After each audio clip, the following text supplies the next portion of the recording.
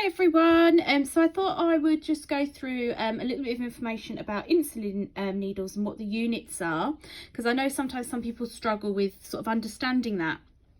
And obviously this is going to be really helpful for those of you who do sort of the Aqualix and the Deso and things like that, so you can work out the units. So obviously now Aqualix and obviously Deso, they have quite a high amount of units that go per centimetre square. It's maybe more beneficial for you to look at maybe getting an insulin syringe, which is a 1 ml syringe. Now this is a 1 ml syringe. Now we know it's a 1 ml syringe because we know that you get 100 units per 1 ml.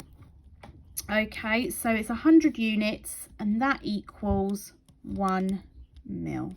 Okay, now within this syringe you can see that it goes down in tens. So we've got 100, 90, 80, 70, 60, so it goes down in tens. Now we can also see on this syringe that you have the individual small little markers. Can you see sort of in between the, for example, the 100 and the 90, we've got those small individual markers. Now these indicate units. Now we know that there is 5, so we've got 1, 2, 3, 4, 5 in between every 10 units. We've got 5 markers. Now we know that this is going to be, because we need it to obviously equal 10, we know that each one of these is 2 units. So 2, 4, 6, 8, 10, which takes us, and that equals the 10. So we know that on this syringe that every marker, so every mark, every one of these equals 2 units. Okay, so if we were doing, for example, say the Aqualix on the chin area, and we know that we are delivering 10 units per 1 centimetre or 1.5 centimetre square, we know that we're going to be giving 10 units per square. So what we would be doing is we would be starting, and our plunger would be starting, oh, there we go, let me get that back. There we go.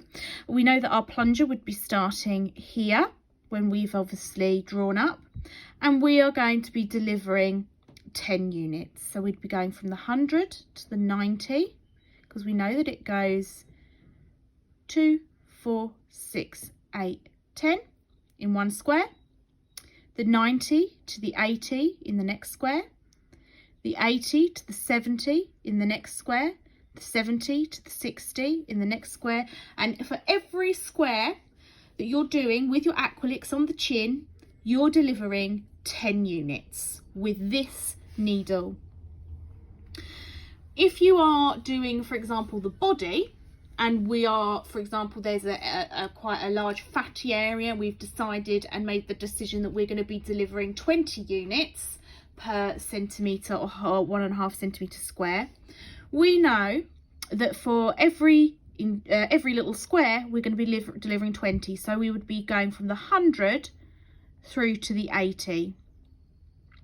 So we know that that is, if we did it through our little lines, we know that is 2, 4, 6, 8, 10, 12, 14, 16, 18, 20. So we know the 100 to the 80 is 20 units. So for every square on the body of that area, we'd be going 100 to 80, 80 to 60, 60 to 40, 40 to 20 for that area. Okay, so always remember there's one of these way that just to summarize, that we know that our 1 ml is 100 units, so we know that this is a 1 ml syringe. Okay, we know that each one of these little lines equals 2 units, so it's going up in twos.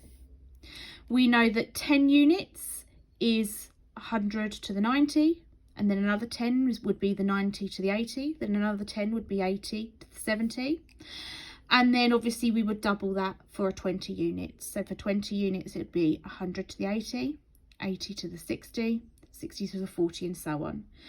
So that is how you would kind of work out and understand units. Doing it in a 1 ml syringe is the easiest. You can get 0.5 ml syringes, so you can get, so this isn't what this is, but you can get 0.5 ml syringes.